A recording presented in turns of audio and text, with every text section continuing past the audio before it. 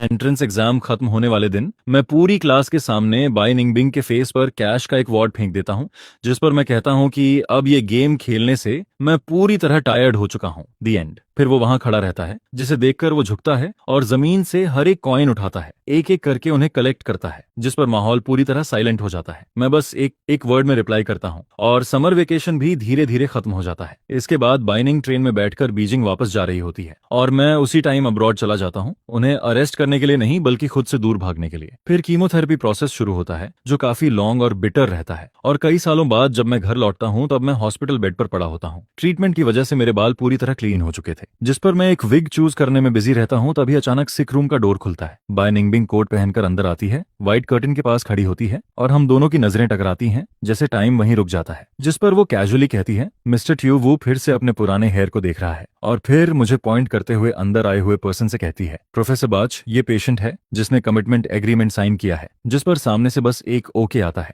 Bye निंगबिंग white dress में होती है और हम दोनों एक दूसरे को देखते हैं, जिस पर मेरा माइंड पूरी तरह ब्लैंक हो जाता है, जैसे कुछ बचा ही नहीं है। 10 साल हो चुके होते हैं और मैंने कभी नहीं सोचा था कि हम फिर मिलेंगे, लेकिन अचानक जिस पर ट्विस्ट ये होता है कि वो अब मेरा ट्रीटिंग डॉक्टर बन चुका है, और ये सब कहीं ना कहीं मेरे ही एक्शंस का रिजल्ट होता है। वो सही समय पर अंदर आता है और मैं ब्रीडिंग एक्सरसाइज कर रहा होता हूँ, जिस पर मैं जल्दी से उठकर मास्क एडजस्ट करता हूँ, लेकिन मास्क थोड़ा एस्क्यू हो जाता है। उसकी प्रेजेंस वैसी लगती है जैसे कोई फ्लेम हो, जिसे डायरेक्टली देखना मुश्किल होता है, फिर भी उसकी आईज का इफेक्ट फील होता रहता है। उसकी नजरें मुझ पर टिकी होती हैं, कोल्ड और पियर्सिंग, जिसमें जरा भी वार्मथ नहीं होती है, जो पूरी तरह डिफरेंट है उन लाइट आईज से, जो पहले कभी जेंटल और हेल्पलेस लगती थी जब मैं होमवर्क में मिस्टेक करता था। फिर श्याओयू इंट्रोड्यूस करता है, ये प्रोफेसर बाच नंगुंग है, हमारे ग्रुप का मेंबर, जिस पर मेरा ट्रीटमेंट प्लान भी उसी के अंडर होता है। मैं आई कांटेक्ट अवॉइड करता हूँ और वो बस हल्का सा नोट करता है, बिना कुछ बोले। उसके पास खड़ी इंटर्न मेडिकल रिकॉर्ड फाइल पकड़े होती है और वो प्रॉपर तरीके से रिपोर्ट पढ़ती है। शियाओ वुनान, एज 28, 10 साल पहले हेल्थ चेकअप में नेक एरिया में बोन और लिम्फ नोड्स डिटेक्ट हुए थे। इनिशियल डायग्नोसिस ओलिम्चो था, जिस पर आगे की डिटेल्स वो स्किप कर देती है क्योंकि प्रोफेसर ऑलरेडी फेमिलियर होता है। फिर पूछा जाता है, क्या आप इस पेशेंट को जानते हैं? जिस पर मेरा हार्ट तेजी से धड़कने लगता है, जैसे थ्रोट तक आ गया हो, और मैं बिजी होने का दिखावा करता हूँ फोन को होल्ड करके।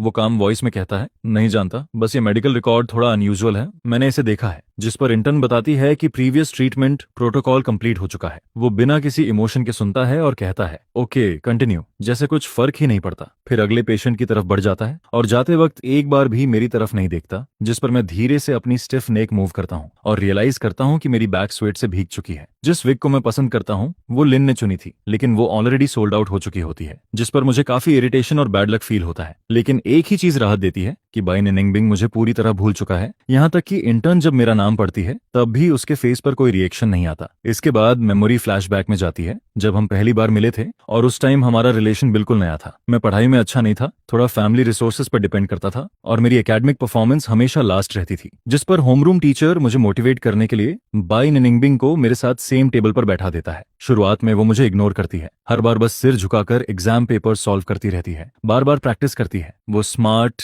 इंटेलिजेंट, गुड लुकिंग और वेल मैनर्ड होती है। उसकी ओनली वीकनेस उसकी पॉवर्टी होती है, और मैं ना इंटेलिजेंट ना स्मार्ट। उसके पास बैठना ऐसा लगता है जैसे कोई फोलिस प्रिंस उसके पास बैठा हो। लेकिन धीरे धीरे मेरी फीलिंग्स ग्रो होने लगती हैं, जिस पर बाकी स्टूडेंट्स उसे फ्लावर्स देते हैं और मैं उसे गिफ्ट में अगले 5 सालों के एग्जाम पेपर्स दे देता हूँ, जिसमें यूनिवर्सिटी और 3 साल के प्रैक्टिस एग्जाम्स शामिल होते हैं। उसकी हर चीज मैं ही बाय करता था। उस टाइम सब कुछ बहुत परफेक्ट लगता था, लेकिन असल में मैं पढ़ने में इंटरेस्टेड नहीं था। फिर भी क्लास में डिसिप्लिन्ड बिहेव करता था। मैं उसके पास बैठकर उससे सीखता रहता हूँ और धीरे धीरे 1 साल में मेरे मार्क्स 100 पॉइंट से ज्यादा बढ़ जाते हैं, जिस पर यह पॉसिबल लगने लगता है कि मैं बीजिंग तक एग्जाम क्लियर कर सकता हूँ। लेकिन मैं डिसाइड करता हूँ कि मुझे उससे डिस्टेंस मेंटेन करना है, 1000 माइल्स दूर जाना है। जिस पर अगर एग्जाम के बाद भी सब ठीक रहता, तभी सीन वापस हॉस्पिटल में आता है, जहाँ वॉमिटिंग की आवाज गूंजती है और मैं टॉयलेट पकड़कर बैठा होता हूँ। मेरी आईज के सामने अंधेरा छा जाता है और कोल्ड स्वेट से पूरा बॉडी भीग जाता है। मेरा बेस्ट फ्रेंड मेरी बैग थपथपाता है और कहता है, ये हालत ठीक नहीं है, रिएक्शन बहुत खराब है, मैं डॉक्टर को बुलाता हूँ। जिस पर मैं उसका हाथ पकड़कर रोक देता हूँ और कहता हूँ कि जरूरत नहीं है। फिर मुझे याद आता है कि उस साल 27 राउंड्स कीमोथेरेपी के थे और मैं अकेला अब्रॉड था, जिस पर यह सब मैंने खुद सहा था। और अब 10 साल बाद मैं अब भी उसी फाइट को कंटिन्यू कर रहा हूँ, जैसे ये स्ट्रगल अभी भी खत्म नहीं हुआ है। पुरानी बीमारी फिर से रिलैप्स हो जाती है। मुझे नहीं पता ये अब भी कितने टाइम तक रहेगा, मैं और कितने टाइम तक इस सफरिंग को एंड्योर कर पाऊंगा। अगर हर बार ऐसा ही होता रहा और तुम डॉक्टर के पास जाओगे तो लोग परेशान होंगे। जिसे सुनकर वो अनॉयड फील करता है। उसका फ्रेंड भी खुश नहीं होता। वो कहता है कि इलनेस को कंट्रोल करना पड़ेगा,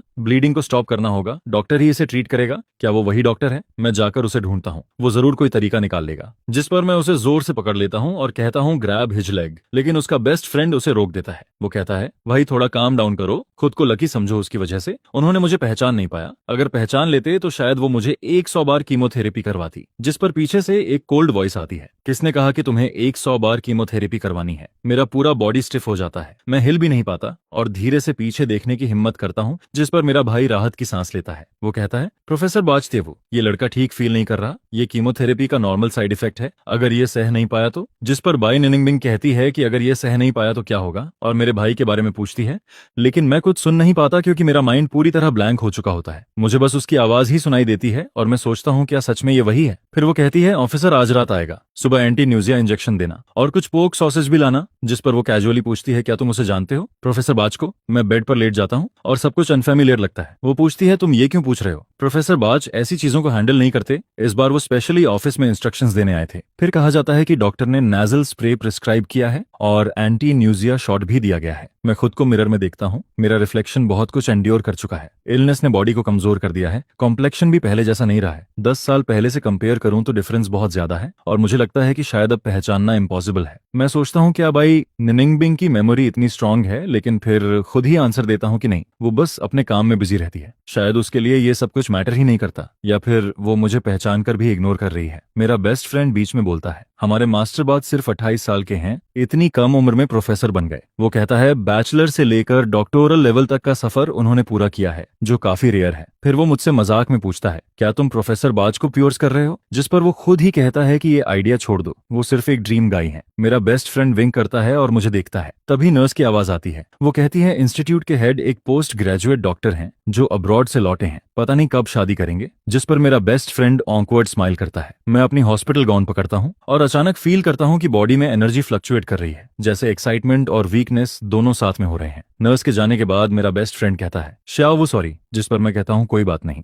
मैं कहता हूँ मैं अब 28 साल का हूँ, 18 नहीं। वो सारे ब्यूटीफुल ड्रीम्स अब मैटर नहीं करते कि कोई कोल्ड गॉडेस टाइप मुझसे प्यार करे। पिछले 10 साल में मैंने ऐसी किसी चीज की जरूरत महसूस नहीं की। उस दिन के बाद मैं बाज से दोबारा नहीं मिलता, लेकिन फिर भी उसके बारे में दूसरों से सुनता रहता हूँ। लोग कहते हैं ये सब उसके लिए छोटी बातें हैं, वो इन चीजों में इन्वॉल्व तो नहीं होता। एकेडमिक कॉन्फ्रेंस चल रहा होता है और एक्सपेरिमेंटल बेस में रिसर्च भी हो रही होती है। वो इस हफ्ते रूम 1 इंस्पेक्ट करने आई थी, ट्रीटमेंट प्रोटोकॉल गाइड करने के लिए। केमोथेरेपी सेशंस के बीच में पेशेंट्स को घर जाने की परमिशन होती है, इसलिए मैं उससे तब तक नहीं मिलता जब तक अचानक सामने नहीं आ जाता। फिर घर लौटते समय मुझे हाई स्कूल प्रिंसिपल का कॉल आता है। वो पूछते हैं शावु क्या तुम बीजिंग में हो, ट्रीटमेंट कैसा चल रहा है? फोन के दूसरी तरफ बहुत नॉइज होता है, क्राउड की आवाजें आती हैं। तभी क्लास वाइज प्रेसिडेंट बात काटता है। वो पूछता है तुमने अपनी इलनेस के बारे में किसी को क्यों नहीं बताया? अगर क्लास मॉनिटर रिमाइंड नहीं करता तो हमें पता भी नहीं चलता। मैं कहता हूँ मैं किसी को परेशान नहीं करना चाहता था। जिस पर वो लोग इंसिस्ट करते हैं कि एड्रेस दो, हम कल मिलने आएंगे, और आखिर में मुझे एड्रेस देना पड़ता है। सालों से ट्रीटमेंट के कारण फैमिली ने बहुत पैसा खर्च किया है और फ्रेंड्स की हेल्प से ही मैं अब तक मैनेज कर पाया हूँ। मैंने कैपिटल में एक छोटा सा घर लिया है जिसकी प्राइस भी रिलेटिवली कम है और उसमें एक छोटा कोर्टयार्ड भी है। अगर हेल्थ अलाउ करे तो मैं वहाँ फ्लावर्स ग्रो कर सकता हूँ और शायद एक डॉग भी रख सकता हूँ। मेरे स्कूल के फ्रेंड्स अलग अलग जगह सेटल हो चुके हैं, कोई सक्सेसफुल है, कोई अभी भी स्ट्रगल कर रहा है। इस बार ज्यादा लोग नहीं आते, बस 5 या 6 लोग ही आते हैं। सब लोग बैग्स लेकर आते हैं, इंग्रेडिएंट्स लेकर। प्लान होता है हॉट पॉट खाने का, लेकिन वेदर बहुत गर्म होता है। जिस पर कोई कहता है स्टेयर फ्राई बना लेते हैं,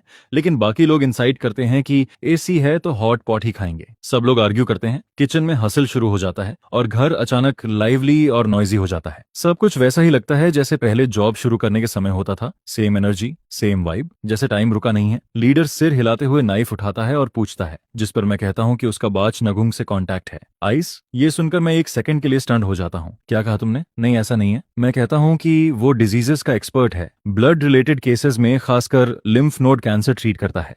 अगर उससे पूछोगे तो बेटर होगा, लेकिन मैं ज्यादा इन्वॉल्व्ड नहीं होना चाहता। जिस पर बात आइस कंडेंसेशन डिजीज पर आ जाती है और रिजल्ट भी कॉमन ही निकलता है। तभी अचानक से आवाज आती है और फ्रेंड्स की चीयरिंग से पूरा माहौल भर जाता है। बाय निंगबिंग तुम फाइनली आ गई। जिस पर वो कामली अंदर आती है और सब उसे ग्रीट करते हैं। कोई कहता है प्रोफेसर काफी टाइम बाद मिलना हुआ, अंदर आओ बैठो। शाह वो हॉट पॉट खाना चाहता चाहता है और तुम एक्सपर्ट हो तो देख लो सब ठीक रहेगा या नहीं। मैं वहीं खड़ा रह जाता हूँ बिना मास्क के। ऐसा लगता है जैसे सब कुछ सडनली एक्सपोज हो गया हो। मैंने एक्सपेक्ट नहीं किया था कि वो यहाँ आएगी, और वो भी ऐसे टाइम जब मैंने फेस भी प्रॉपरली वॉश नहीं किया, मास्क भी नहीं पहना। जिस पर बाई निनिंगबिंग बस कामली मुझे देखती है और कहती है चलो हॉट पॉट खाते हैं। वो कैजुअली बोलती है स्पाइसी हॉट पॉट मत खाना, और एटमॉस्फेयर को नॉर्मल करने की कोशिश होती है जैसे सब कुछ नॉर्मल है। फिर सब हंसते हैं और बात को लाइट बना देते हैं। फ्रेंड्स मजाक करते हैं, कहते हैं जल्दी हेल्प करो श्याओवू की, नाइफ उठाओ। जिस पर बाई निनिंगबिंग को पुश करके सोफा पर बैठा दिया जाता है। थोड़ी देर में लिविंग रूम में सिर्फ हम दोनों रह जाते हैं। मैं उसकी नजरों से बचता हूँ और जल्दी से मास्क निकाल कर पहनने की कोशिश करता हूँ, लेकिन तभी वो वेजिटेबल काटते हुए स्पून गिरा देती है। जिस पर वो कहती है कि अब पहचान तो हो ही चुकी है,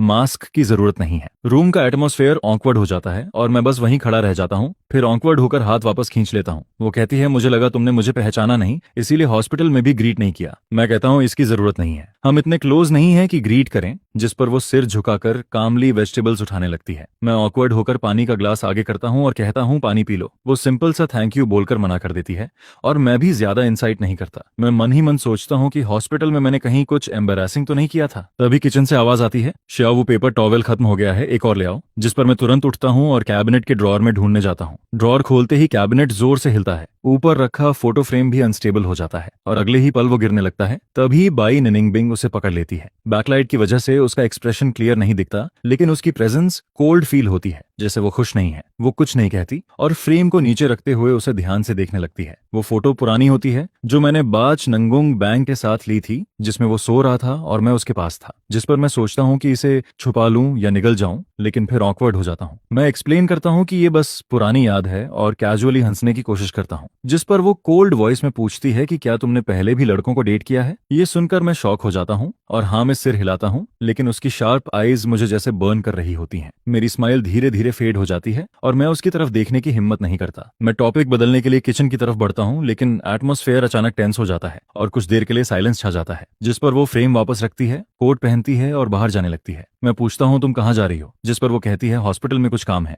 मैं कुछ और पूछने ही वाला होता हूँ, लेकिन वो ऑलरेडी बाहर निकल जाती है और फिर वो एंट्रेंस पर खड़ी होती है बिना पीछे देखे, जैसे सब कुछ वहीं खत्म हो रहा है। वो मुझे देखता है जो चुपचाप कुछ भी नहीं बोल रही होती है। जिस पर वो कहता है हे, लगता है तुम मेरे कुछ बोलने का वेट कर रही हो। लेकिन वो पहले ही डिसअपॉइंटेड हो चुकी होती है, ये मुझे पता है। वह एक शब्द भी नहीं बोलती, बस एक हल्की सी मॉकिंग हंसी निकालती है जो माहौल को और अजीब बना देती है। एक्स लवर उतना वेलकम नहीं होता है। जिस पर वो पूछता है क्या मेरा यहाँ रुकना रियली जरूरी है। आदमी धीरे से कहता है बस एक वर्ड बोलो और डोर बंद हो जाता है। इसके बाद बाई निनिंगबिंग के जाने से पूरा माहौल भारी हो जाता है। व्हाइट आइस कंडेंसेशन का डिपार्चर एक समबर फीलिंग क्रिएट करता है जो थोड़ी देर के लिए सबको चुप कर देता है, लेकिन वह फीलिंग जल्दी ही रिच ब्रथ की खुशबू में डिसॉल्व हो जाती है। क्लास मॉनिटर की रननी नोज दिखती है, जिस पर एलसी मॉनिटर मिस्टर को देखकर सब हैरान हो जाते हैं। यह तो अमेजिंग है, कितने साल हो गए तुम्हें खेले हुए। लेकिन उसका स्किल जरा भी कम नहीं हुआ है। एलसी हेड एक्साइटेड होकर एक टी कप उठाता है, सिर हिलाता है और कहता है श्याओवू ग्रिज मत रखना कल। जिस पर वह आगे कहता है कि बाद में उससे फिर बात करेगा, वो क्लास को इग्नोर नहीं करेगा। यह सुनकर बाकी स्टूडेंट्स भी एक एक करके मुझे कंफर्ट करते हैं। जब मैंने कॉल किया था वो बाई निनिंगबिंग की साइड में बहुत बिजी था, लेकिन उसका आना ही सब कुछ क्लियर कर देता है। जिस पर सबको यकीन होता है कि वो जरूर हेल्प करेगा। ठीक है, जल्दी हॉट पॉट खाओ। यह सुनकर सब खाना शुरू करते हैं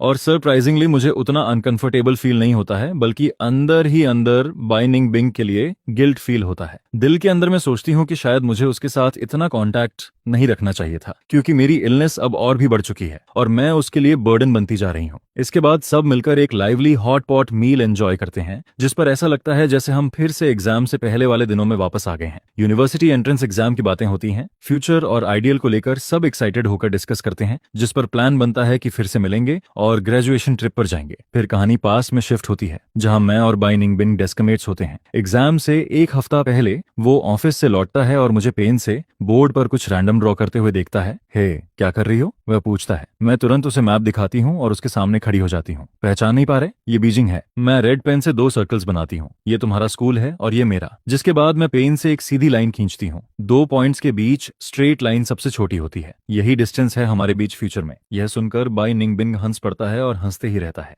वो कहता है कि वो बीजिंग के एंट्रेंस एग्जाम के लिए अप्लाई करने वाला है। जिस पर मैं पूछती हूँ तुम खुश हो? वो मेरे पास बैठ जाता है और धीरे से मजाक में कहता है कि शायद उसकी लक इतनी अच्छी नहीं है। कुछ दिनों बाद मुझे एग्जामिनेशन रिपोर्ट मिलती है। हेल्थ और टेस्ट रिजल्ट्स दोनों ही इतने खराब होते हैं कि कुछ कहने को बचता ही नहीं है। डॉक्टर पेरेंट्स को सलाह देता है कि मुझे तुरंत बीजिंग लेकर जाओ और डिटेल में चेक कराओ। उस समय सिचुएशन देखकर लगता है कि शायद मैं यूनिवर्सिटी जा ही नहीं पाऊंगी। इसके बाद मैं सप्ली बाई निनिंगबिंग से पूछती हूँ, अगर एक दिन मैं बहुत बीमार हो जाऊं और बीजिंग नहीं जा पाऊं तो तुम क्या करोगे? जिस पर उसका पेन रुक जाता है। वो फ्रॉन करता है और कहता है, क्या तुम ही बीमार हो? फिर खुद ही कहता है कि ये बस एक ऑनलाइन मल्टीपल चॉइस क्वेश्चन जैसा है, सीरियसली आंसर करो।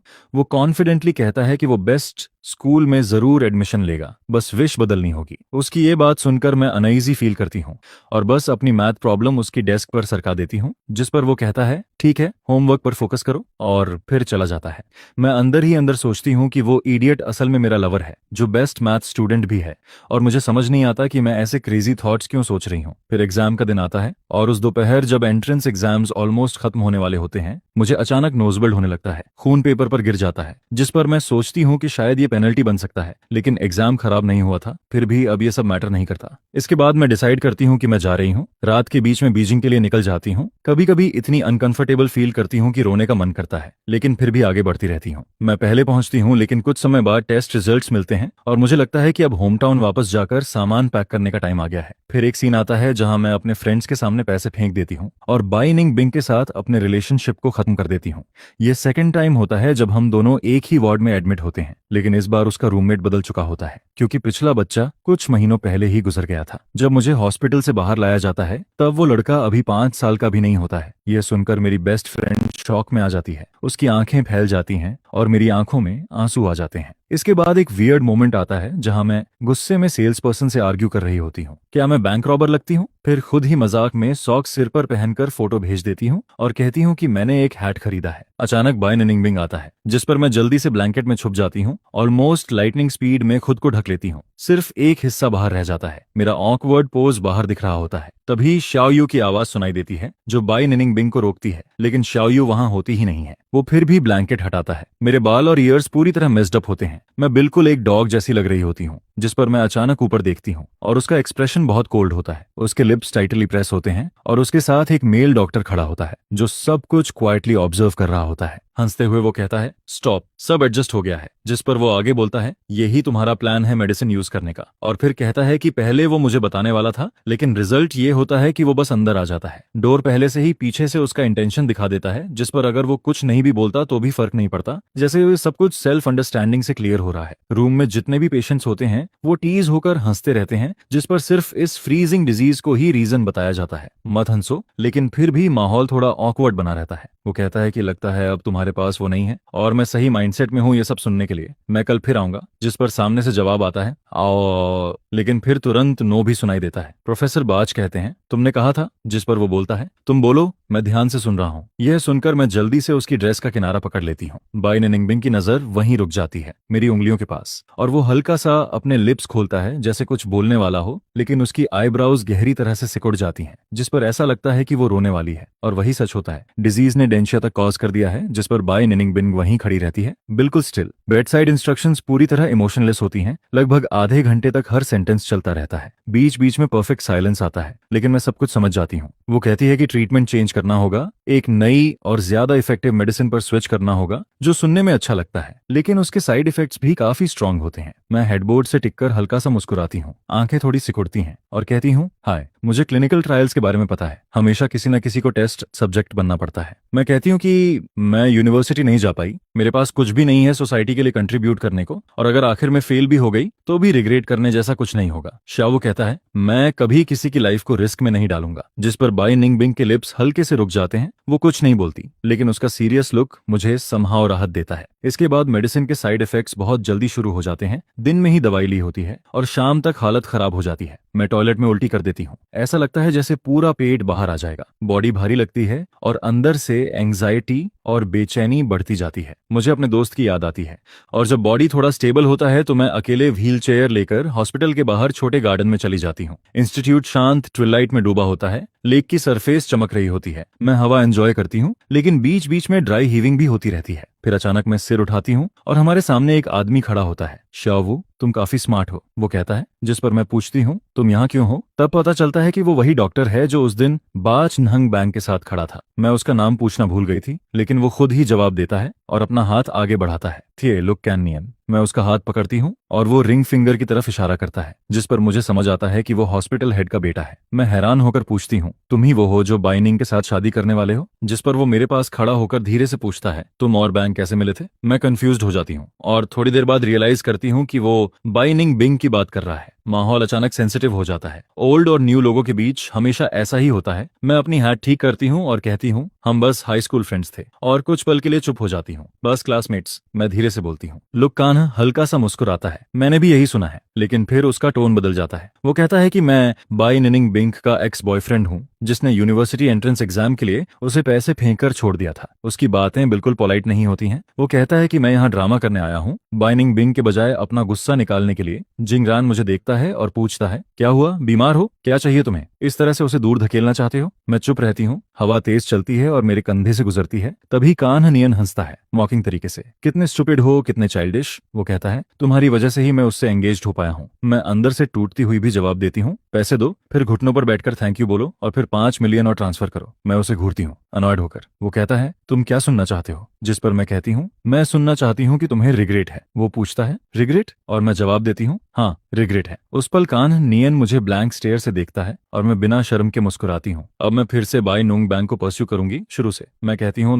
मैं उसे कन्फेस करूंगी, रोऊंगी और कहूंगी कि मैं अब भी उससे प्यार करती हूँ। मैं कहती हूँ कि वो तुम्हें तुरंत छोड़ दे और मुझसे शादी कर ले। मैं सिर ऊंचा करके खड़ी रहती हूँ और लू जिंगरान के रिएक्शन का इंतजार करती हूँ, लेकिन वो बस दूसरी तरफ देखता है। फिर मुझे एक अजीब एक्सप्रेशन से देखता है और मुस्कुरा देता है। हंसते हुए वो जोर से कहता है, बाइनिंग बिंग, अगर तुम्हारा एक्स फिर से कन्फेस करे तो क्या तुम वापस आओगी? यह सुनकर मेरी स्माइल फ्रीज हो जाती है। मुझे लगता है जैसे मैं अचानक किसी गड्ढे में गिर गई हूँ। चेहरा जलने लगता है जैसे उस पर गर्म तेल और मिर्च डाल दी गई हो और सामने बाइनिंग का ठंडा चेहरा दिखाई देता है, जो सब कुछ बिना इमोशन के देख रहा होता है। आइस के चेहरे पर कोई एक्सप्रेशन नहीं होता है। वो कहती है, तुम ट्राई कर सकते हो, देख लेते हैं। फिर धीरे से बोलती है, मैं लगभग अपनी एबिलिटी खो चुकी हूँ, सोचो इसके बारे में। जिस पर वो कहती है, क्या ट्राई करूं? ये कि वो अब भी मुझसे प्यार करता है? उस केओस के बीच बस यही आवाज सुनाई देती है। उसकी वॉइस दूर कहीं से आती हुई लगती है, जैसे इको हो रहा हो 10 साल तक। वो कहती है कि वो ट्राई कर सकता है, ये बोलकर कि वो अब भी उससे प्यार करता है और देखे कि क्या वो वापस आएगी। उसकी आवाज मेरे दिमाग में गूंजती रहती है, लेकिन जैसे ही मैं होश में आता हूँ, मैं लुक कान्हा की सिलहुट देखता हूँ जो दूर जा रहा होता है और बाई निनिंग बिन धीरे धीरे मेरी तरफ बढ़ती है। मैं व्हील चेयर पर बैठा होता हूँ। मेरे पैर जैसे 1000 किलो भारी लगते हैं। एम्बैरेसमेंट, इनसिक्योरिटी, शेम, रिग्रेट, सब इमोशंस एक साथ ओवरलैप होकर गले में अटक जाते हैं, जैसे एक बड़ा पत्थर रास्ता रोक रहा हो। बाइनिंग मुझे पुश करती है। हम लेक के किनारे चलते हैं। हवा के साथ उसकी ठंडी और इंडिफरेंट आवाज आती है, हे कुछ बोलोगे नहीं? जिस पर मैं सोचता हूँ, क्या बोलूं? क्या ये कहूं कि जो अभी बोला वो सब नॉनसेंस था? मैं सिर झुका लेता हूँ। वो बस एक फिगर ऑफ स्पीच था। मैं धीरे से बोलता हूँ, अब मैं खुद को और भी छोटा महसूस करता हूँ। बाइनिंग आगे बढ़ती है। शाओई मुझे टीज करता है, तुम बहुत खुश हो क्या? तुम्हारा लव? जिस पर वो अचानक पूछती है, तुम मुझे इतना चीप कैसे ट्रीट कर सकते हो? मैं तुरंत बोलता हूँ, नहीं मैं मजाक नहीं कर रहा था। मैं एम्ब्रेस्ड होकर सिर झुका लेता हूँ। बस हम आर्ग्यू करना चाहते थे। नेक्स्ट टाइम ऐसा नहीं होगा। मुझे माफ कर दो, ये मेरी प्रॉब्लम है। पहले मैं हमेशा बाई निंगबिंग की इमोशन समझ लेता था। जब वो गुस्सा होती थी तो हंस देती थी, हाय हा हा, और मैं तुरंत अपोलोजाइज कर देता था। लेकिन इस बार वो बिल्कुल नहीं हंसती है। मेरी आंखों में आंसू भरने लगते हैं। वो कहती है कि उसका और लुक कान्हा नियन का एंगेजमेंट हुआ है, लेकिन वो सिर्फ उसके फादर की विश थी। बस करो। वो मेरे पास आकर बैठती है, नीचे झुककर मेरी आंखों में देखती है। आज मैंने ही उसे बुलाया था, वो कहती है। उसकी आवाज हेवी लगती है। जब बात उस पॉइंट तक पहुंची, मैंने उसे सब बता दिया। वो मुझे ध्यान से देखती है और जैसे जैसे वो पास आती है, मेरा दिल तेज धड़कने लगता है। मेरे अंदर गुस्सा और रेजेंटमेंट उठता है। मैं सोचता हूँ कि मैं पहले ही इतना अनलकी हूँ और अब मरते वक्त भी प्रेशर झेल रहा हूँ। कंग्रेचुलेशंस, मैं कड़वे टोन में बोलता हूँ। वो हैरान होकर पूछती है, कहाँ? मैं चिढ़कर कहता हूँ, इसीलिए कहता हूँ तुम स्टूपिड हो। फिर मैं कहता हूँ, मैं आर्ग्यू नहीं करना चाहता, मुझे न्यूजिया हो रहा है। मेरी आंखें लाल हो जाती हैं और आंसू गिरने लगते हैं। मैं कहता हूँ, उस साल जो हुआ उसकी रिस्पॉन्सिबिलिटी मेरी है, मेरी गलती थी। मुझे तुम्हें हर्ट नहीं करना चाहिए था। उस वक्त तुम्हें इंसल्ट करना गलत था। मैं धीरे से कहता हूँ, क्या तुम मुझे अकेला छोड़ सकती हो? बाइनिंग मेरे कंधे पर बैंडेज कस देती है। मैं सिर झुकाकर गहरी सांस लेता हूँ, फिर ऊपर देखता हूँ। वो कहती है, मुझे देखो, क्या तुम्हें लगता है मैं अब भी उन चीजों की परवाह करती हूँ? उसकी आंखें सिकुड़ती हैं। वो थोड़ा ब्लश करती है, मेरा हाथ पकड़कर नीचे रखती है, फिर अपने व्हाइट शर्ट का कॉलर उठाती है। हम इस पॉइंट तक आ चुके हैं। वो कहती है, शाओयू, क्या तुम्हें लगता है मैं ह्यूमिलेशन की परवाह करती हूँ? वो कहती है, क्या तुम्हें लगता है मुझे नहीं पता कि उस साल तुमने ब्रेकअप क्यों किया? फिर वो अपने बारे में बताती है, मैंने मैथमेटिक्स पढ़ा, अब डॉक्टर बन गई हूँ। वो कहती है कि उसने प्यार पाने की अपनी विश छोड़ दी थी। वो मेरे सामने खड़ी होती है, उसकी आंखों में सोरो होता है। मेरा रिजेंटमेंट और बढ़ता जाता है। मैंने इतने साल सफर किया सिर्फ यहाँ तक आने के लिए। मैं सोचता हूँ, तुम कैसे एक वर्ड बोलकर मुझे दूर भेज सकती हो। मैं शॉक हो जाता हूँ। सच में? वो बताती है कि उस एक्सपेरिमेंट के रिक्रूटमेंट के लिए उसने क्लास मॉनिटर से मुझे कॉल करवाया था। उसे पता था कि मैं जरूर आऊंगा। मेरा दिमाग कंफ्यूज हो जाता है। मैंने ये बात सिर्फ क्लास मॉनिटर को बताई थी और उससे सीक्रेट रखने को कहा था। क्या उसने सब बता दिया? मैं सोचता हूँ। हवा तेज हो जाती है, दूर से नर्स की आवाज आती है। हम वापस रूम में आते हैं। बाइनिंग अपनी इमोशंस दबाती है। शावू, ऐसे गिव अप मत करो, वो कहती है। मैं कहता हूँ, मैं तुमसे लड़ने नहीं वाला,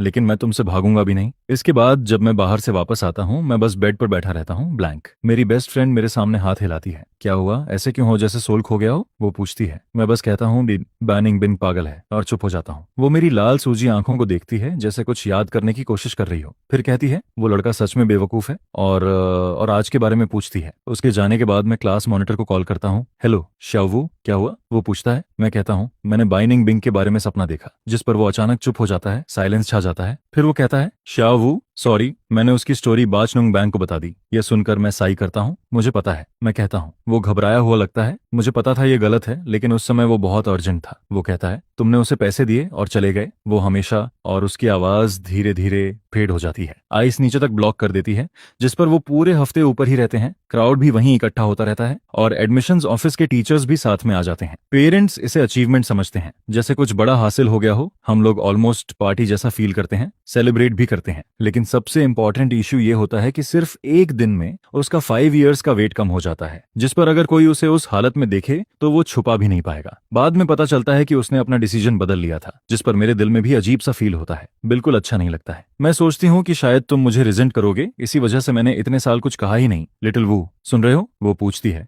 जिस पर मैं आंखों में आंसू लेकर कहती हूँ, हाँ सुन रही हूँ। वो कहती है, मैं तुम्हें में ब्लेम नहीं कर रही। और फिर कहती है कि ठीक है, सॉरी डिस्टर्ब करने के लिए। जिस पर मैं बोलती हूँ, नहीं बिल्कुल नहीं। फिर वो कहती है कि रिलेशनशिप तुम्हारा अपना मैटर है, चलो इसको प्रॉपर्ली डिस्कस करते हैं। तभी फोन बजता है। रूम में साइलेंस छा जाता है। मैं फोन को कसकर पकड़ती हूँ, चेस्ट टाइट हो जाती है और शार्प पेन फील होता है। हॉस्पिटल रूम की पिच ब्लैक रात में दबे हुए रोने की आवाज गूंजती है। मैं खुद को कंप्रेस होते हुए महसूस करती हूँ। मुझे लगता है मैं एक फूल हूँ जो खुद को सही समझता है और सब कंट्रोल में रखना चाहता है, लेकिन अब सब खत्म हो चुका है। मुझे लगा था कि मैंने सब कुछ सीक्रेट रखा है, सब लोग अच्छे थे, लेकिन असल में सबसे इंपॉर्टेंट पर्सन को शुरू से ही सब पता था। अचानक पेशेंट रूम का डोर खुलता है। बाइनिंग बिंग दरवाजे पर खड़ी होती है। हमारी आंखें मिलती हैं। दोनों की आंखों से आंसू बह रहे होते हैं। उसका चेहरा टेंस होता है। वो जल्दी से अंदर आती है। क्या हुआ? तुमने उसे देखा? वो कहाँ है? उसके इमोशंस कंट्रोल से बाहर होते जा रहे होते हैं। मैं खुद को रोक नहीं पाती। अचानक वो फूट फूट कर रोने लगती है। तुमने अपना डिसीजन क्यों बदल लिया पुष्पे?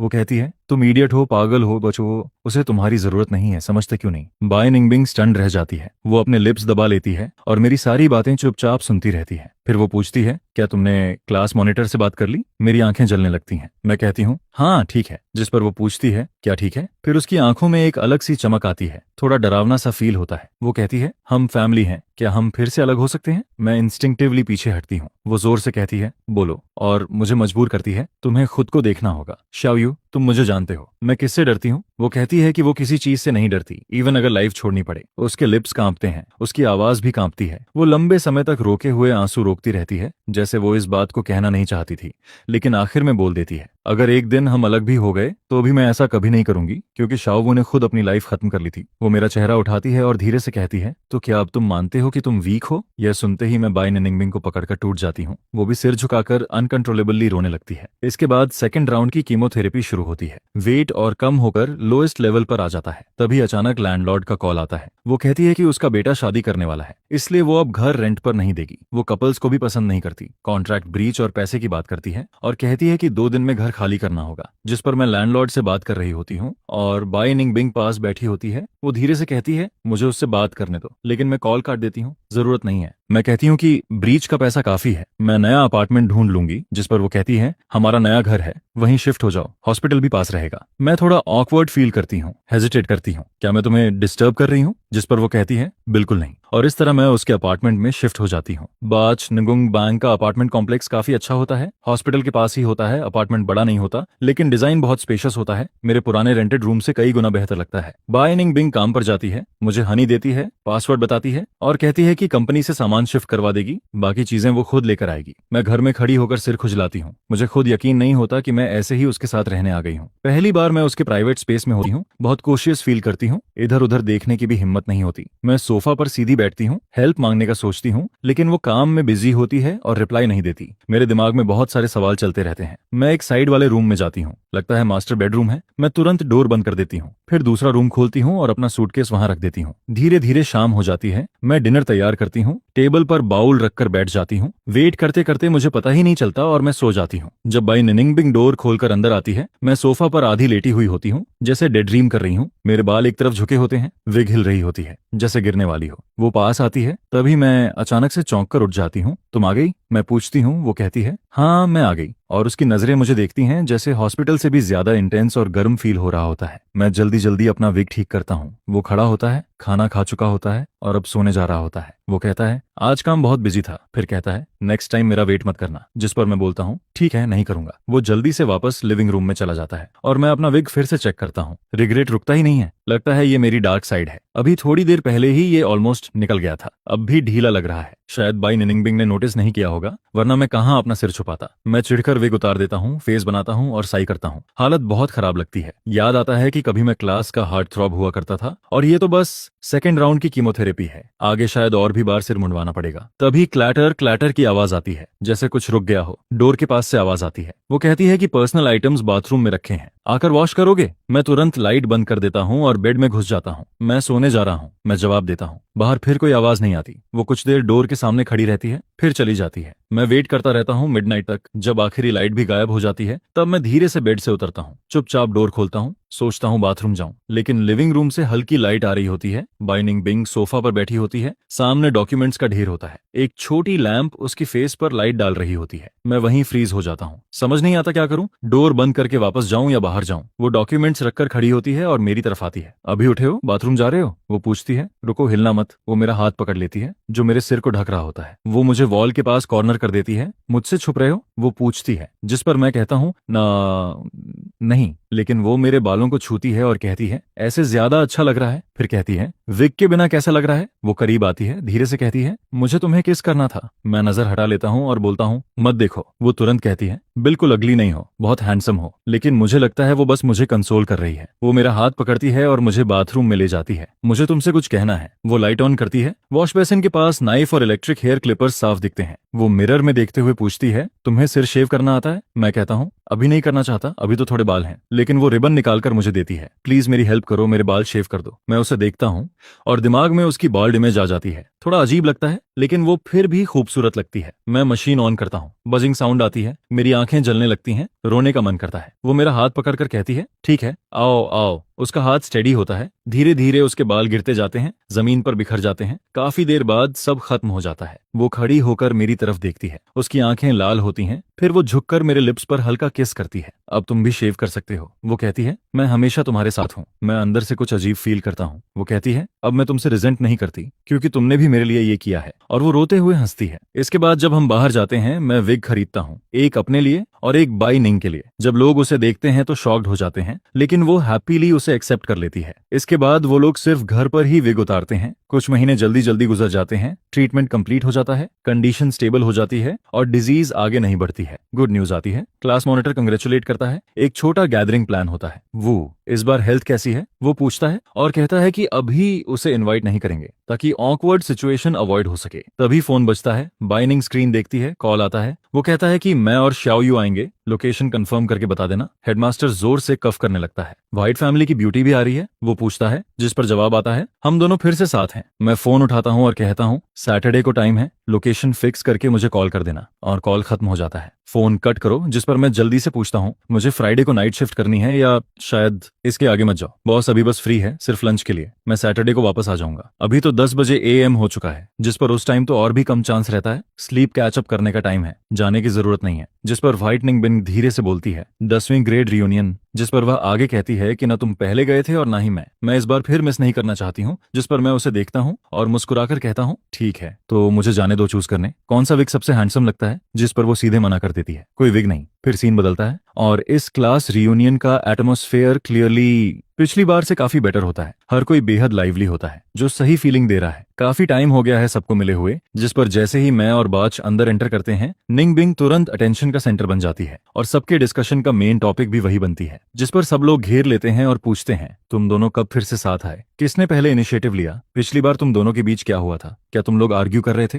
यह सुनकर मैं बिल्कुल स्पीचलेस हो जाता हूँ। समझ नहीं आता कहाँ से शुरू करूँ। जिस पर व्हाइट निंगबिंग बहुत कामली बोलती है, रिलैक्स। एक एक करके आंसर देते हैं। फिर वो कहती है, हम कुछ महीनों पहले ही फिर से साथ आए हैं, और आगे बताती है कि इनिशिएटिव उसने लिया था। पिछली बार गलती उसकी थी। वो हमेशा उस पर गुस्सा हो जाती थी, जिस पर सब लोग मुस्कुराने लगते हैं और पुराने सालों की सारी बातें फिर से सामने आने लगती हैं। जिस पर कोई कहता है, उस साल सबसे पहले मुझे पता चला था कि शाओ यू को फ्रीज चीजें पसंद हैं। जिस पर दूसरा तुरंत बोलता है, हाँ, उसने खुद एडमिट किया था। जिस पर फिर कोई पूछता है, सर आपको मुझसे पहले कैसे पता चला? जिस पर वो हंसते हुए बोलता है कि उसने शाओ यू को सीक्रेटली देखते हुए पकड़ लिया था। फिर वो बताता है कि आइसक्रीम मशीन उस तरफ बंद हो गई थी और उसने देखा कि शाओ यू पूरी तरह से लॉस्ट था। काफी देर तक बाई निंगबिंग की फोटोज को देखता रहा। यह सुनकर सब चौंक जाते हैं और पूछते हैं ये कब हुआ था? जिस पर जवाब आता है, नोटिस बोर्ड पर जो 10वीं ग्रेड रैंकिंग लगी थी, उसी में बाई निंगबिंग की सबसे ब्यूटीफुल फोटो फर्स्ट रो में लगी थी। जिस पर उसकी नजरों के नीचे मेरा फेस लाल हो जाता है और बाई निंगबिंग के माइंड में बस यही चलता है कि कोई होल मिल जाए जिसमें वो छुप जाए। जिस पर वो मेरे पास झुककर धीरे से कहता है, लुक्स ब्यूटीफुल। जिस पर मैं तुरंत प्रोटेस्ट करता हूँ, सच में? और वो फिर से कहता है, रियली ब्यूटीफुल। जिस पर बाच निंगबिंग बस हल्का सा स्माइल करता है और कुछ नहीं बोलता। इसके बाद टॉपिक अचानक फाइट निंगबिंग की तरफ शिफ्ट हो जाता है, जिस पर कोई पूछता है, निंगबिंग तुम्हारा घर,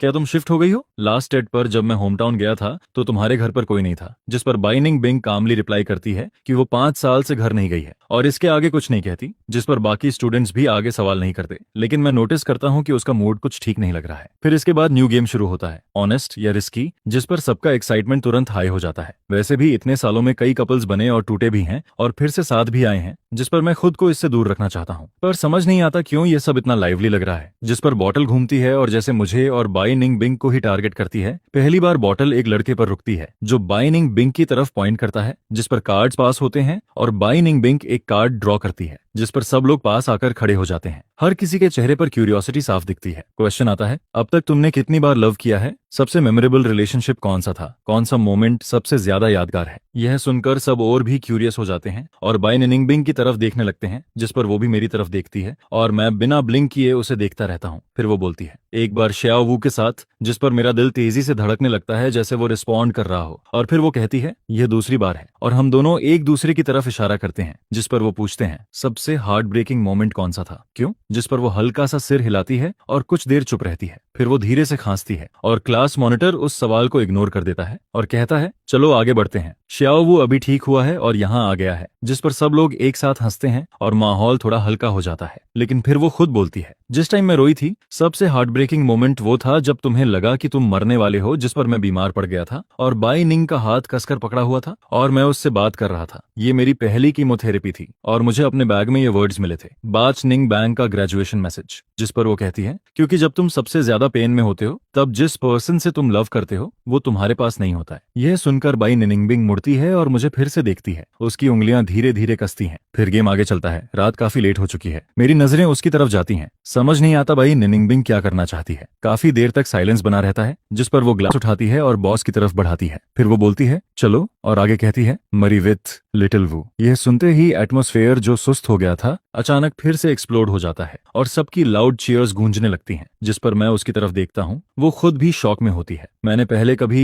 इतनी दूर तक सोचने की हिम्मत नहीं की थी कि निंगबिंग से शादी करने की होप करूं, लेकिन इस मोमेंट में सब कुछ रियल लगने लगता है। जिस पर कोई चिल्लाता है, अगर ज्यादा ड्रंक हो गए तो कोई रोक नहीं पाएगा, चलो न्यू लीव्स को सेलिब्रेट करते हैं। हमारी आंखों के सामने हमारी लव स्टोरी का एक नया एंड शुरू होता है। 10 साल बाद क्लास प्रेसिडेंट थोड़ा जल्दी बोल देता है ये सब, जो शायद मजाक के लिए कहा गया था। जिस पर मैं बस हाँ में सिर हिलाता हूँ और कहता हूँ, सही है। फिर मैं देखता हूँ कि अब MC हायर करने की भी जरूरत नहीं है, हम खुद ही शुरू कर सकते हैं। जिस पर सब लोग जोर से हंसने लगते हैं और फिर धीरे धीरे टैक्सीज के साथ सब एक एक करके जाने लगते हैं और आज रात का सारा एक्साइटमेंट खत्म होने लगता है। क्लास मॉनिटर आंख मारता है। वो मेरे और बाई निंगबिंग के कंधे पर हाथ रखता है और कहता है कि तुम दोनों को साथ रहना चाहिए। ये बहुत अच्छा है। मैं तुम्हारी सेलिब्रेशन वाइन पीने का इंतजार कर रहा हूँ। जिस पर हम दोनों बस खड़े रहते हैं और क्लास मॉनिटर की बैग को देखते हैं जो धीरे धीरे दूर चला जाता है। सडनली मुझे ऐसा फील होता है जैसे जैसे मैं उसे देख पा रहा हूँ, वेडिंग सेरेमनी जिस पर वो होस्ट बना हुआ है। प्रोग्राम और अपीयरेंस से पूरा एटमॉस्फेयर स्टीयर कर रहा है और वहाँ की हवा भी अलग फील हो रही है। जिस पर मैं धीरे से बाज का हाथ पकड़ता हूँ। नूंग बैंग रुकती है और पूछती है, अंकल ओडियन क्या हुआ? जिस पर मैं कहता हूँ, उनकी चिंता मत करो, उसने थोड़ी अल्कोहल ली है इसलिए थोड़ा टिप्सी है। फिर जब हम घर आते हैं मैं उसके आर्म्स में लेट जाता हूँ और वो जल्दी ही सो जाता है। मुझे नहीं पता कितना टाइम बीत गया। काफी देर बाद अपने ड्रीम में मुझे सुनाई देता है कि भाई निनिंगबिंग फोन पर बात कर रही है। उसकी आवाज शार्प और कोल्ड होती है, जैसे किसी अनहर्ड एनिमी से भरी हुई हो। जिस पर मैं बेड से नीचे उतरता हूँ और चुपचाप साइड में खड़ा होकर सुनता हूँ।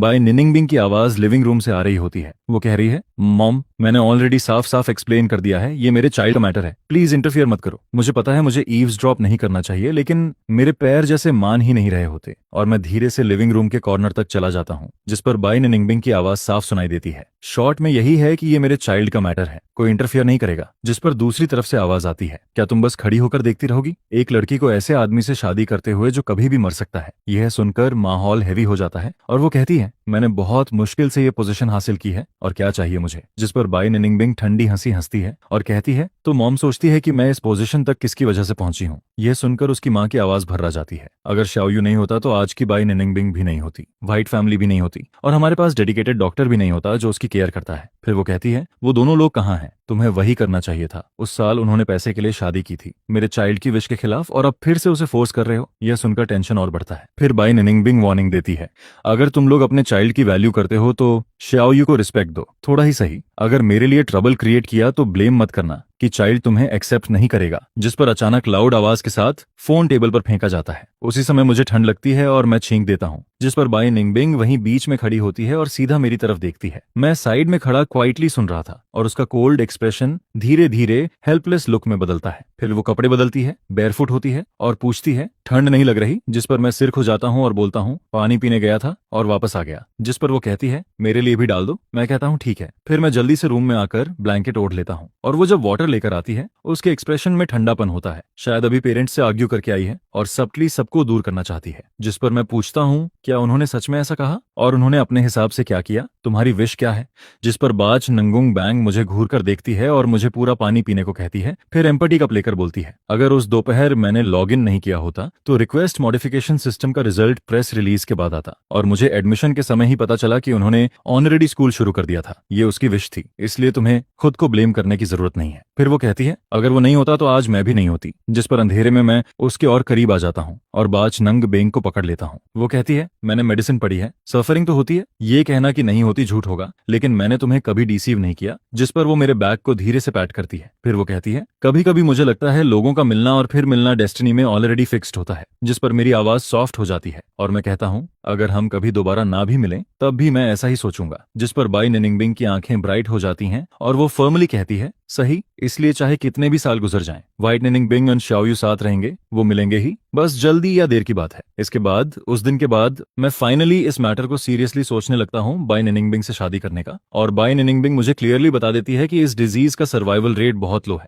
एज का इस पर ज्यादा इफेक्ट नहीं है। अगर ये रिकर नहीं होता तो शायद मैं बूढ़ा होने तक जी सकता हूँ। फिर शादी लगभग 6 महीने बाद सेट होती है। मैं टाइम का पूरा यूज करना चाहता हूँ अपने बाल बढ़ाने के लिए ताकि शादी तक अच्छे हो जाएं, ना कि 2 छोटे हेड्स जैसे दिखें। फिर आधा साल बहुत जल्दी बीत जाता है। अब मैं बेहतर फील कर रहा हूँ, स्ट्रॉन्ग और लाइवली, बॉडी भी इंप्रूव हो रही है, वेट बढ़ता है और बाल भी थिक हो जाते हैं। दूर से देखने पर चेहरा रोजी लगता है और ओवरऑल कंडीशन काफी अच्छी लगती है। फिर मैं मॉम को कॉल करता हूँ, काफी क्लोज होकर बात करता हूँ और फाइनली लास्ट मंथ आ जाता है। जिस पर मैं पूछता हूँ, शाओयू बीजिंग में कैसा है? डॉक्टर ने क्या कहा? जिस पर जवाब आता है, पेशेंट की कंडीशन स्टेबल है, कोई बड़ा प्रॉब्लम नहीं है। यह सुनकर राहत मिलती है और वो कहती है कि मॉम और डैड मिलने आने का प्लान कर रहे हैं, लेकिन अगर छोटा भाई प्रोविंशियल एग्जाम में बिजी ना होता तो मॉम उसके साथ नहीं होती। ये सुनकर मुझे उस साल की याद आती है जब मैं बीमार पड़ा था और मॉम ने एक बेबी बॉय को जन्म दिया था, जिस पर उनका सारा अटेंशन उसी पर चला गया और मेरे हिस्से में कुछ भी नहीं बचा। एक्चुअली मैं उन्हें ब्लेम नहीं करता। एक बच्चा, एक बेटा जो कभी भी जा सकता है, वो दूसरे बच्चे से कंपेयर नहीं हो सकता। दूसरा बच्चा हेल्दी है, अचीवमेंट्स हैं, कैरेक्टर भी अच्छा है, सब कुछ एक्सलेंट है। जिस पर खासकर जब मेरे बॉर्न होने से पहले उन्होंने बहुत पैसा खर्च किया, मेरी बीमारी ठीक करने के लिए हर तरह की मेडिसिन ली। ये सब सोचकर मैं फोन रखने से पहले बोलता हूँ, मॉम मैं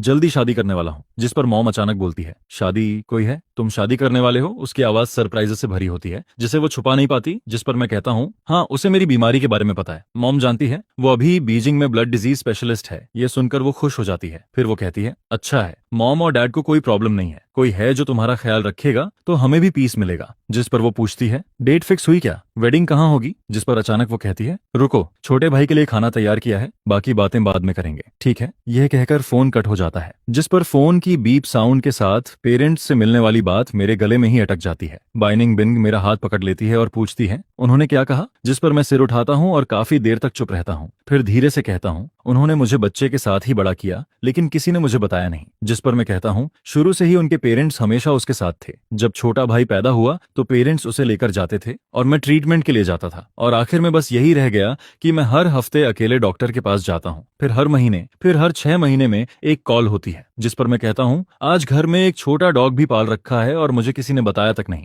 अपने ही घर में बड़े बेटे होकर भी मैं समझ नहीं पाता ये कैसा फील है। जिस पर बाइनिंग बिंग सब समझ जाती है और मेरा हाथ कसकर पकड़ लेती है। फिर वो कहती है, शादी दो लोगों के बीच की बात है, हमें खुद डिसाइड करना चाहिए, ठीक है? जिस पर मैं हाँ में सिर हिलाता हूँ और फाइनली वेडिंग बीजिंग में डिसाइड होती है। कोई ग्रैंड सेरेमनी नहीं होती। जिस पर जियांग सिर्फ उस दिन शाम को आता है जब हम पेपर्स रिसीव करते हैं। मैरिज रजिस्टर करते टाइम हम क्लासमेट्स और फ्रेंड्स को बुलाते हैं और सब साथ में खाना खाते हैं। क्लास मॉनिटर फिर इमोशनल होकर रो पड़ता है। जिस पर वो इंसिस्ट करता है कि वो गाइड बनेगा और वहीं प्रोग्राम हैंडल करेगा। जिस पर सब लोग उसे रोक नहीं पाते और उस दिन का एटमॉस्फेयर बहुत अच्छा होता है। क्लास प्रेसिडेंट की लीड में मैं और बाय निंगबिंग एक छोटी वेडिंग सेरेमनी जैसा फील करते हैं, जिस पर हमें फ्रेंड्स और क्लासमेट्स की तरफ से ब्लेसिंग्स और सिंसियर विशेस मिलती हैं। एक फ्रेंड बाय निंगबिंग का स्लीव पकड़कर उससे प्रॉमिस करवाता है कि वो मुझे अच्छे से ट्रीट करेगी, जिस पर सब लोग हंसते हैं और माहौल लाइट हो जाता है। फिर अगले दिन मैं और बाच निगोंगबांग हनीमून ट्रिप शुरू करते हैं। हम दोनों डिसाइड करते हैं कि अलग अलग प्लेसेस पर जाएंगे, बहुत सारी फोटोज लेंगे और घर की दीवार पर लगाएंगे। जिस पर अगले कुछ सालों में हम पूरे कंट्री में ट्रैवल करते हैं। Mountains, rivers, lakes, snow mountains सब हमारी फोटोज का हिस्सा बनते हैं और धीरे धीरे हम दोनों मैच्योर होते जाते हैं। जिस पर टाइम के साथ उसके आंखों के पास रिंकल्स भी आने लगते हैं और आज हमारी शादी को 20 साल हो चुके हैं। मैं हॉस्पिटल से हेल्थ रिपोर्ट लेकर बाहर आता हूँ और बाय निंगबिंग को कार के पास खड़े देखता हूँ। जिस पर मैं मन ही मन विश करता हूँ कि मैं हेल्दी रहूं ताकि उसके साथ और 20 साल बिता सकूं। लेकिन अगले ही साल, जिस साल मेरी डेथ होती है, मैं एक बूढ़ा आदमी बन चुका होता हूँ। जिस पर 69 साल की उम्र में मेरी पुरानी बीमारी वापस आ जाती है और मैं तीसरी कीमोथेरेपी सर्वाइव नहीं कर पाता और दुनिया छोड़ देता हूँ। उस समय बाय निंगबांग एक फेमस एकेडमिशियन बन चुकी होती है, जिस पर बहुत लोग उसे कंफर्ट देने आते हैं और कहते हैं कि 18 साल में ल्यूकेमिया डायग्नोस होने के बाद 69 साल तक जीना अनबिलीवेबल है। यह सच में अमेजिंग है। जिस पर मैं आखिरी समय तक बाय निंगबिंग का हाथ पकड़े रहता हूँ और मुस्कुराते हुए कहता हूँ कि 69 साल जी लिया, ये भी कम नहीं है, और उसे कॉम्प्लीमेंट करता हूँ कि वो बहुत स्ट्रांग है। फिर मैं चला जाता हूँ और वो कहती है कि उसने मेरी मेडिकल रिकॉर्ड से अपना थीसिस लिखा और कहती है कि अगर टाइम मिले तो बाकी ओल्ड लेडीज के साथ हेल्थ डांस कर लिया करो। जिस पर वो हल्का सा मजाक करती है कि इतने सालों से मेरे साथ हो, शायद अब मुझसे परेशान भी हो गई होगी। लेकिन बाय निंगबिंग बस चुपचाप मेरा हाथ पकड़े रहती है और कुछ नहीं कहती। फिर वो कामली सब हैंडल करती है, मेरा फ्यूनरल करती है और मेरे घर वापस चली जाती है। हम दोनों 45 साल साथ रहे लेकिन हमारा कोई बच्चा नहीं हुआ। जिस पर घर अचानक खाली लगने लगता है। एक इंसान की कमी तुरंत फील नहीं होती, लेकिन धीरे धीरे असर दिखता है। मेरे कपड़े अभी भी क्लोजेट में वैसे ही टंगे रहते हैं। टूथ ब्रश भी वॉश बेसिन पर रखा रहता है। जिस पर बालकनी में रखा पौधा सूखने लगता है, जिसे वो पहले रेगुलरली पानी देती थी, और दीवार पर लगी वो फोटो अब भी है जो हॉस्पिटल में 28 साल की उम्र में पहली रियूनियन की थी। जिस पर 68 साल की उम्र में भी कभी कभी बाय निंगबिंग चुपचाप सोफा पर बैठी रहती है और बस खामोशी में खो जाती है। फिर जब लंच का टाइम आता है तो वो बाहर जाकर फूड खरीदने लगते हैं, कुकिंग के लिए फूड लेते हैं। जिसके बाद स्कूल ईयर की शुरुआत में वो थोड़ा वरीड रहता था, जिस पर वो बार बार उसके पास विजिट करने आता है, उसे देखने आता है। आगे पता चलता है कि वो और मास्टर एक दूसरे से प्यार करते थे, जिसे सुनकर सबको डर लगता है कि कहीं उसके मन में सुसाइडल थॉट्स ना आ जाए। लेकिन इसके बाद पूरे हाफ ईयर तक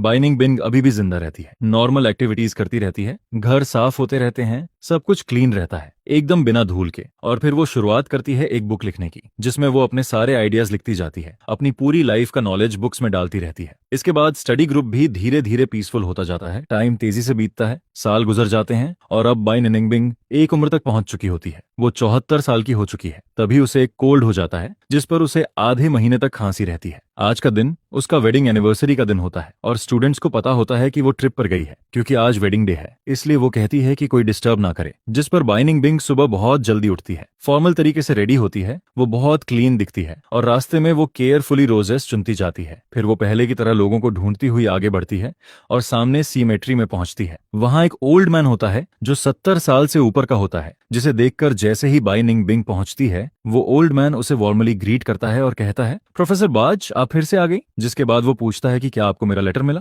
जिस पर वॉचमैन अंदर सर्च करता है, मेल बॉक्स की तरफ देखता है, फिर सिर हिलाकर कहता है, आज नहीं, कोई लेटर नहीं है। यह सुनकर बाई निनिंग बिंग हल्का सा नोट करती है और फिर सीधा अंदर चली जाती है। फिर वो ग्रेव के पास पहुंचती है, पहले रोज से ढकी हुई चीज को नीचे रखती है, फिर टॉम्बस्टोन के पास बैठ जाती है। जिसके बाद वो अपनी शर्ट के अंदर से कुछ निकालती है जिन्हें उसने इंटैक्ट प्रिजर्व करके रखा होता है। हर लेटर प्रोटेक्टिव चेन बैग्स में रखा होता है, एक भी कोना मुड़ा हुआ नहीं होता है। ये सब वो लेटर्स होते हैं जो उसकी डेथ से पहले के होते हैं। फिर उसे याद आता है कि सेमेस्ट्री केयरटेकर को उसने पहले इंस्ट्रक्ट किया था कि अगर वो उसे मिलने ना आए तो कुछ भी लाने की जरूरत नहीं है, बस ये लेटर्स उसे दे देना क्योंकि ये इंपॉर्टेंट है। ये दिखाता है कि उसने अपनी नई लाइफ शुरू कर दी है, लेकिन अगर वो फिर भी आती रहे तो उसे ये वाइट दे देना। जिसके बाद निंगबिंग पहला लेटर खोलती है जिसे वो पहले ही याद कर चुकी होती है, लेकिन फिर भी वो उसे वर्ड बाय वर्ड पढ़ती जाती है। बचनगुंग बांग, क्या तुम मुझे मिस करके पागल हो रहे हो? नहीं, चलो मुझे पता है तुम क्या सोच रहे हो। याद है तुमने क्या प्रॉमिस किया था? तुम्हें अच्छी लाइफ जीनी है। कुछ दिन पहले मेरे स्टूडेंट्स मेरे पास कंप्लेन करने आए थे, जियांग एक डिफिकल्ट प्रॉब्लम फेस कर रहा है, इसलिए ह्यूमैनिटी के डेवलपमेंट के लिए तुम्हें कोशिश करते रहना होगा। और तुम्हारा ऑर्किड कैसा है उसका ध्यान रखना, विंटर में उसे अंदर रखना, समर में डायरेक्ट सनलाइट से बचाना, थोड़ा पानी देना, बस थोड़ा सा। फिर आगे लेटर में कुछ रैंडम बातें भी होती हैं जिसमें वो याद करती है कि कुछ साल पहले उन्होंने कॉ कैंप में बीफ हॉटपॉट खाया था जो बहुत टेस्टी था, जिसे याद करके वो कहती है कि काश एक बार फिर जा पाते। इसके बाद बाई निनिंगबिंग मुस्कुराती है, हंसती है और इमेजिन करती है कि वो ये सब बातें कैसे बोल रहा होगा। बार बार उसकी आवाज जैसे जिंदा महसूस होती है। फिर दूसरा लेटर आता है जो सेकंड ईयर का होता है, जिसमें कुछ मजाक और पर्सनल बातें लिखी होती हैं और बीच बीच में थोड़ी नॉनसेंस बातें भी होती हैं। इसके बाद लास्ट लेटर आता है जो पिछले साल का होता है, जिसमें लिखा होता है, तुम हर साल क्यों आती हो? लाइफ इतनी बोरिंग हो गई है क्या तुम एक डेड पर्सन से बात करने आती हो? जिस पर वो आगे लिखता है, प्रोफेसर अब क्या करें, मैं और नहीं लिख सकता, बस तुम्हारी चिंता होती है, इसलिए यहाँ आकर देखता हूँ। शायद तुम्हें अब अपनी नई लाइफ शुरू कर देनी चाहिए। फिर वो कहता है, अगर तुम यहाँ तक पढ़ रही हो तो तुम बहुत काइंड हो। मैं मानता हूँ कि मैं बहुत इमोशनल हूँ, लेकिन शायद अब हमें यहीं रुक जाना चाहिए। तुम अब और लेटर्स नहीं पाओगी। मुझे माफ करना कि मैं तुम्हें छोड़कर चला गया। हर किसी का अपना रास्ता होता है, लाइफ और डेथ को समझने का तरीका अलग होता है। मैं तुम्हारे किसी डिसीजन में इंटरफियर नहीं करूंगा, बस तुम्हारी गुड हेल्थ और हैप्पीनेस की विश करता हूँ। जिस पर बाई निंगबिंग सारे लेटर्स पढ़ने के बाद उन्हें फिर से केयरफुली रैप करती है और वापस रख देती है। और फिर उसी साल के ऑटम में वो सच में उसके किसी भी लेटर को रिसीव नहीं कर पाती। मे बी उसे अब लेटर्स की भी जरूरत नहीं होती है, ठीक है। जिस पर उस रात गार्ड थोड़ा ड्रिंक कर लेता है और फिर सो जाता है। इसके बाद पूरी रात गुजरती है, बाहर स्नो गिरती है, सब कुछ व्हाइट हो जाता है और गार्ड वहां खड़ा रहता है। फिर अंदर की तरफ बढ़ता है, वो एक एक करके टूम्बस्टोन्स के पास से गुजरता है और कॉर्नर तक पहुंचता है। जिस पर अचानक उसकी विजन क्लियर होती है और उसे दूर एक पर्सन दिखाई देता है जो एक टॉम्बस्टोन के सहारे टिका होता है। उस पर्सन के ऊपर व्हाइट लेयर जमी होती है और वो बिल्कुल मोशनलेस रहता है, जैसे सो गया हो। फिर गार्ड धीरे से पास आता है और कहता है, प्रोफेसर बाज, क्या आप फिर से उन फोटोजेस को देख रहे हैं? जिसके बाद वो उसे हाथ से हिलाता है, जिस पर पता चलता है कि वो बाई निंगबिंग होती है और अचानक वो नीचे गिर जाती है। बाई निंगबिंग, जो अब 74 साल की हो चुकी होती है, 5 साल की सेपरेशन के बाद ठंडी हवा में चुपचाप गिर जाती है। आगे बाज निगुंग को ऐसा फील होता है जैसे धुंध के बीच उसे एक शैडो दिखती है, जैसे शाओयू की अपीयरेंस सामने आ रही हो। वो एक वार्म ब्राइट लाइट की तरह मुस्कुराता है और उसे दूर से हाथ हिलाता है, जिस पर बाई निंगबिंग हवा को चीरते हुए उसकी तरफ बढ़ती है और दोनों के 10 फिंगर्स आपस में टाइटली इंटरट्वाइन हो जाते हैं। फिर लोगों की मीटिंग और रियूनियन का ये मोमेंट सामने आता है जो डेस्टिन्ड लोगों के लिए पहले से तय होता है। और आखिर में बाई निंगबिंग और शाओयू का साथ होना सिर्फ टाइम की बात रह जाती है, चाहे जल्दी हो या देर से।